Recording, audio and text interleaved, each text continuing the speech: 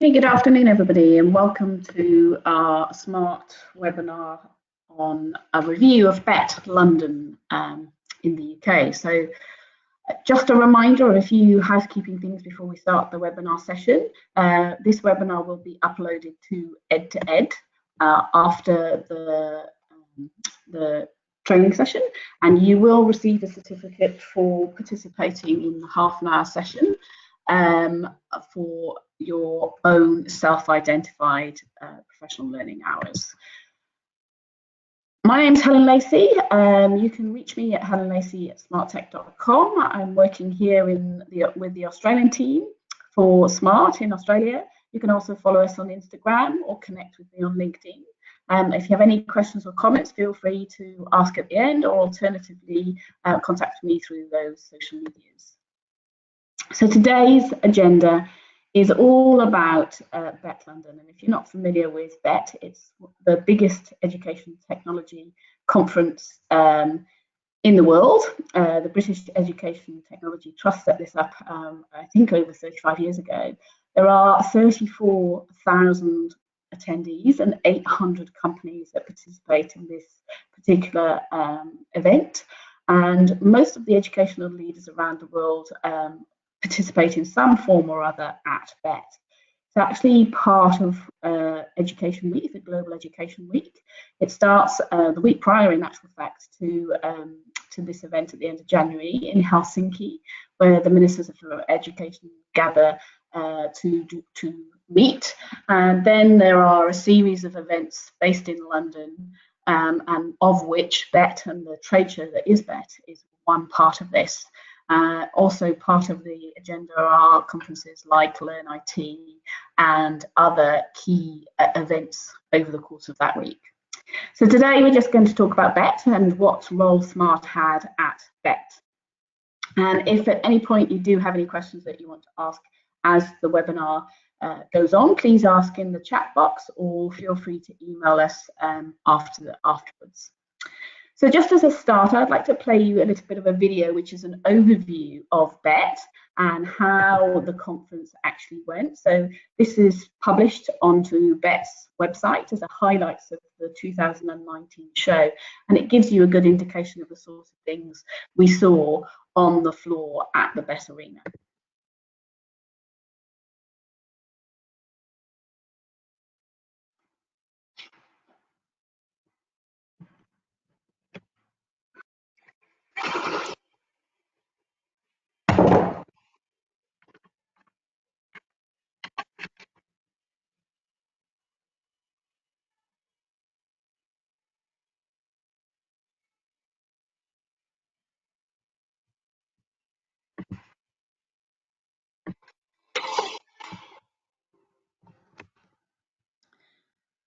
So hopefully you were able to hear and see some of those key things. As you can imagine, there is so much to participate in and so much to see in terms of new technologies that are at the Excel Arena for this particular event.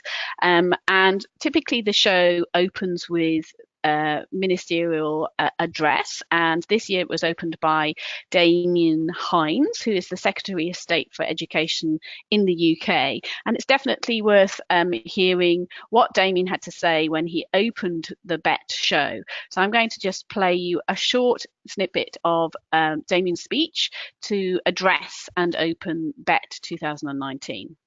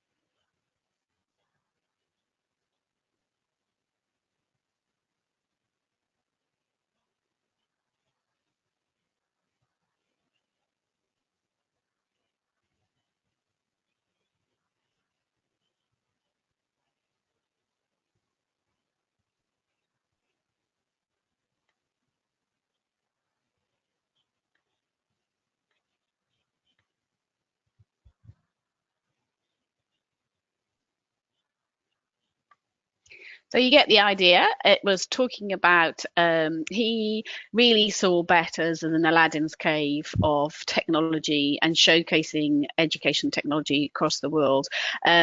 He opened the event talking very specifically about how the impact of technology is changing the education sector, and the keynotes in the main arena really reflected that, and we'll talk more about that during the course of the webinar.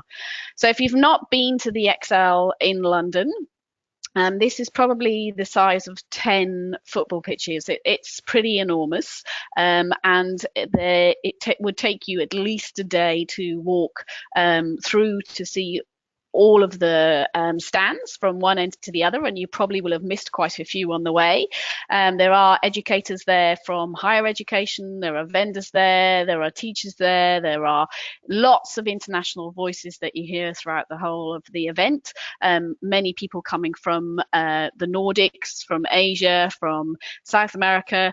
So it's a really eclectic group of people that come to the ExCeL Arena to see BETT and understand all the technologies that are being used in education, right from startup companies that haven't actually entered into a classroom or an education space to ones that are very much well established, and the big players like Google and Microsoft.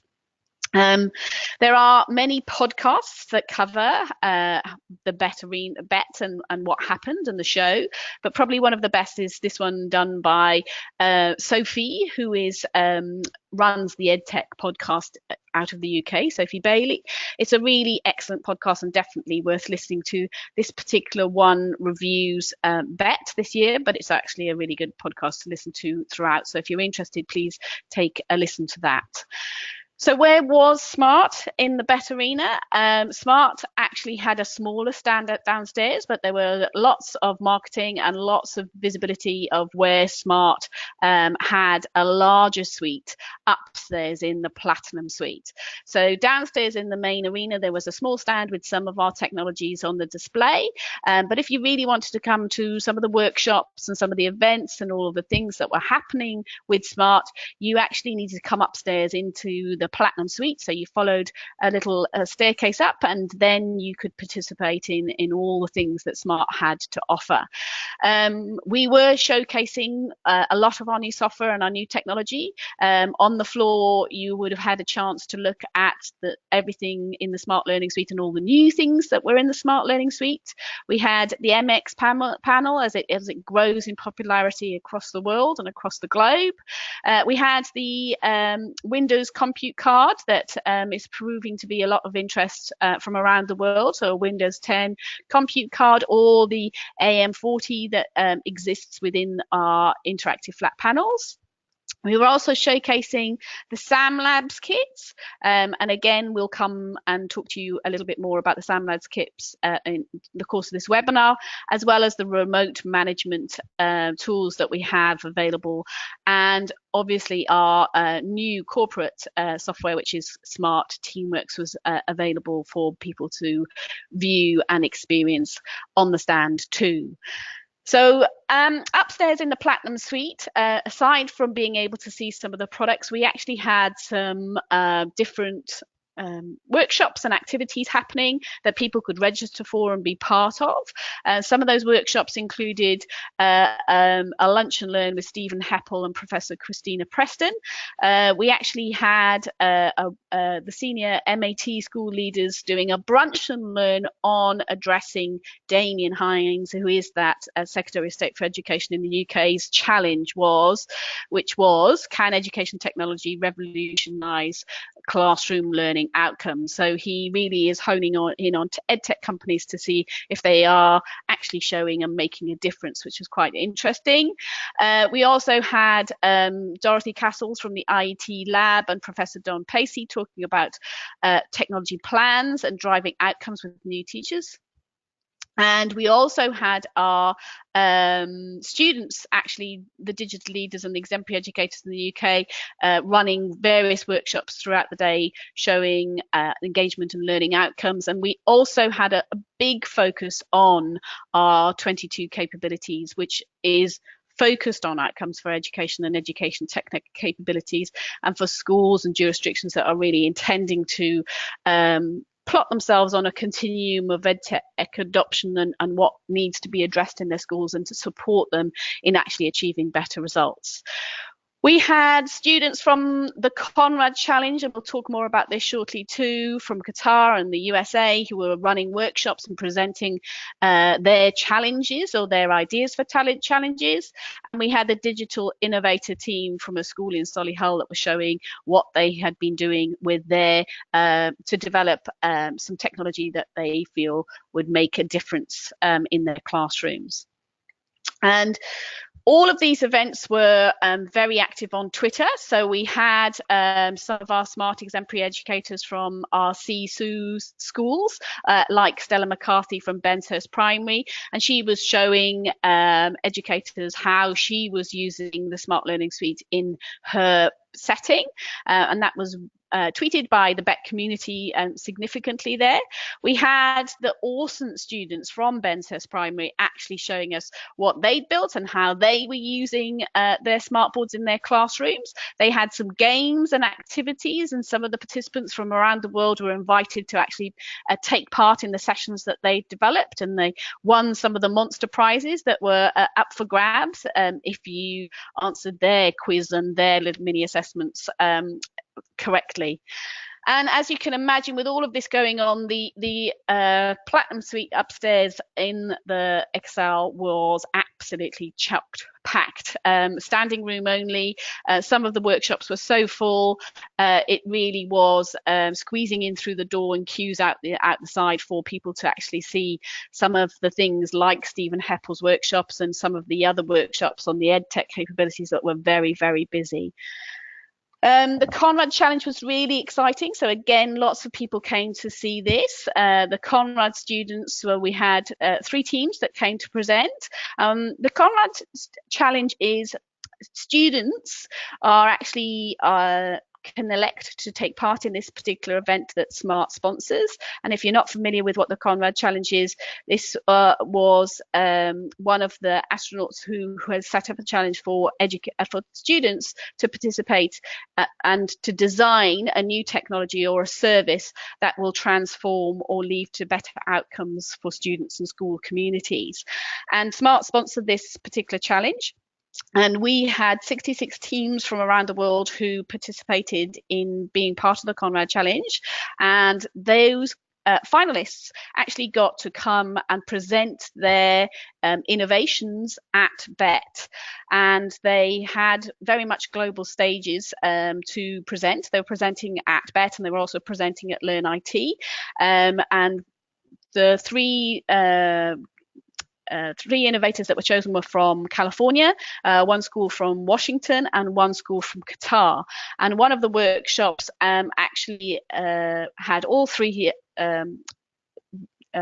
prize the people who had got to that phase of the challenge, and they actually were able to so they were the finalists. They actually were able to present to the audience in the Platinum Suite, and also they presented on the big stage at the Learn IT conference.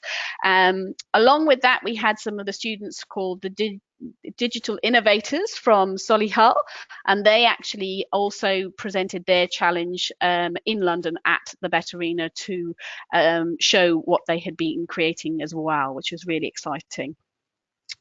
So Stephen Heppel had a lunch and learn session.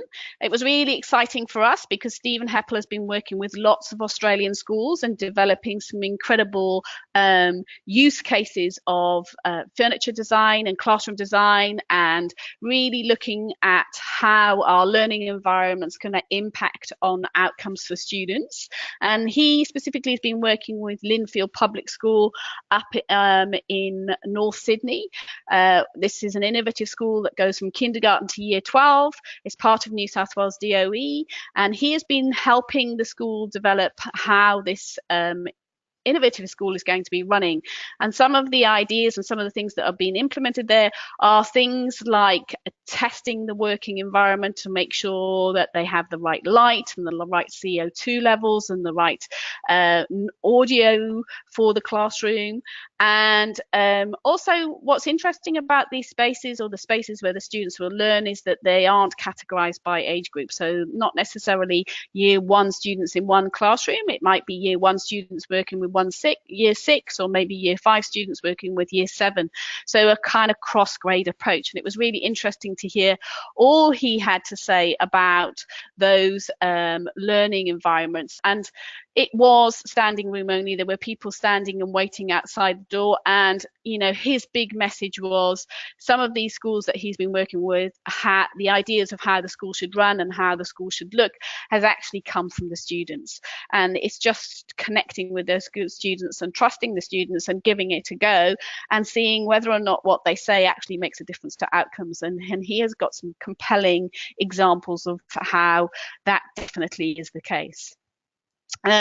We also had quite a few workshops on our 22 capabilities, the EdTech capabilities. So basically, SMART has been working with a group of people to make sure that we have identified best practice for education technology capabilities using standards from around the world like NACE and ISTE and the Institute for Educational Innovation to develop a continuum of 22 capabilities for schools along the lines of strategic technology planning, integrating technology into teaching and learning, professional development, and technology infrastructure and management. So what actually happens is a school or a jurisdiction or an individual can actually take a profile, completing a short survey, which will allow them to get themselves or their school or their jurisdiction plotted against these capabilities and give people a benchmark for where they need to progress to and what they need to do to actually build on where they are and where they need to go in terms of these education technology capabilities. So we had Giancarlo Brotto running sessions on this, and Peter Claxton in the Smart Learning Suite, and it was very well received. Again, standing room only. We actually had to have a couple of sessions running on the 22 capabilities there. Also, the other thing that was really popular was our partnership that we have with SAM Labs. So SAM Labs are some tools that integrate with our smart boards and allow students to use some coding kits to create different activities. So on the stand, the SAM Labs team were showing things like lighthouses and Lego things that had been built, that watered plants, and students were actually building all kinds of technology using the SAM Lab kits, which can be Bluetooth connected to our smart boards. And the coding and the programming can actually be done from the smart boards. The students actually are able then to build and problem solve using these technologies in their classroom. And lots of positive buzz around this, and lots of discussions about programming oracy, which is definitely something that's on the agenda in the UK, where students actually need to be able to articulate what they're doing and how they're programming, and also having those metacognition internal dialogues where they are actually discussing and articulating how they've actually built these sorts of technologies and what they've done to make them work. So, sorry, I was actually going to show you that this little house that had been built by one of the students, where the students had programmed lights to come on in different places using the SAM Labs kits there. So really interesting innovations, and we will have SAM Labs available to see at the Future Schools conference that Smart ANZ team will be at in Melbourne in a few weeks' time. So really exciting things from Smart at the BETT show. I also wanted to touch on what else was at the BETT show other than the team at Smart. Obviously, in the main arena, there were some incredible presenters, and I was fortunate enough to go and see Mitch Resnick, who is the inventor of Scratch, speak, again, standing room only. But no worries, if you couldn't get in there, you could sit outside and pick up a headset and listen from the outside to the inside. And he talked about projects, passion, peers, and play, the 4 Ps being the key things for students in today's world, and making sure that there is fun things for students to do within that coding and programming world that is out there. Other keynotes in the BETT arena address things like efficiency for teachers and basically the teacher workload. How can we make things more efficient for teachers? There was a lot of conversation around student voice and giving students that opportunity, as Stephen Heppel talked about in the sessions that he ran at the Smart Platinum Suite. There was much discussion around artificial intelligence in education, and discussions ranged from how effective artificial intelligence in education could be in supporting teachers and actually reducing that cognitive load and being more efficient for classrooms, but also some words of caution from some very proficient artificial intelligence speakers who really did want to err on the side of we need to know and understand and have some standards and actually have a governing body before we dive full feet first into the world of artificial intelligence. Again, all of those things about programming or receive, because coding definitely is still very much on the agenda in the UK, and those metacognition, internal dialogues, and social and emotional skills were high on the agendas in the BETT arena as keynotes. Out and about on the stands, we had gaming buses, gaming labs, we had Connects and coding, we had 3D printable drones, we had robots that could read back text and information and words that could be programmed within the Scratch. We had robots that could recognize your movement and copy your movement and change color or dance to music. And we had Microbit growing at a rate of knots. Only a few years ago, this was a tiny little startup company run from the BBC. This is where all the students were. They were all over this stand and they were building and coding. There are lessons and resources and an incredible amount of support for teachers in that Microbit community. The other thing that definitely was of interest were the amount of training companies and online training companies that have popped up into the BETT arena, particularly in the startup sections. Some of these are actually using things like artificial intelligence, so actually doing some data and analytics and assessment of students, and then determining where the student needs to progress on. These online tutoring companies seem to be quite prolific, and interestingly enough, quite a lot of our Conrad student challenges included the use of artificial intelligence in their ideas of how the sorts of technology they would like to be seeing being developed. Parents also featured quite highly.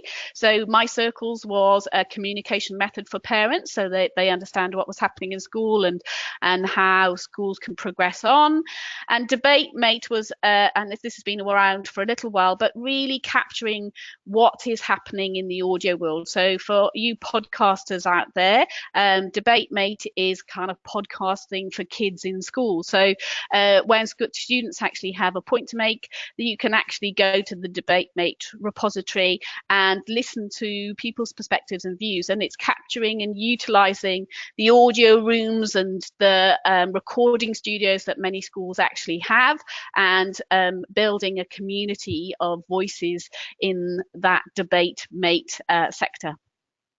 And other interesting things I saw at BETT included things like vertical food walls, where the students actually become farmers, and they actually become agriculturists, and they grow the food that they're going to eat for their lunches and crunches and snips in their classroom.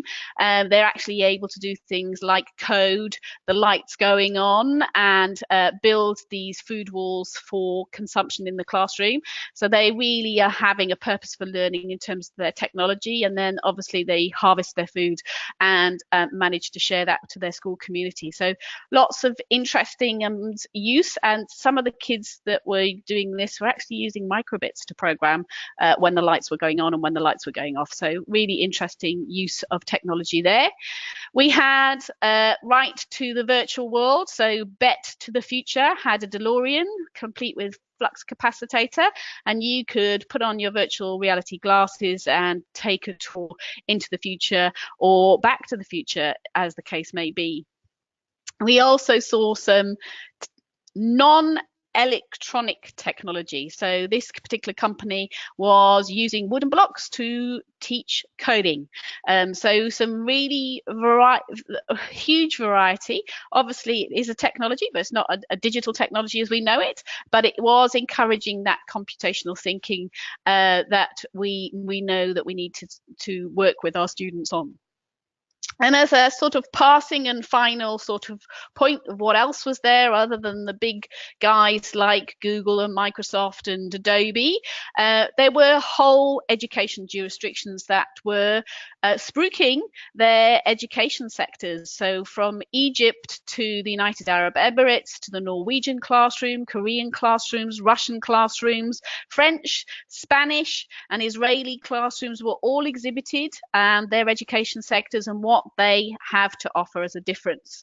So in Russia, they were promoting what it was to be a cosmonaut, and in France and Spain, they were promoting what it is to learn different languages, and the Norwegian and Finnish sectors were really looking at what it is to actually have an education within the Nordics. So it was a very interesting perspective to go and see what's happening in these educational jurisdictions around the world and get a perspective of where they see education and how they approach education within those countries.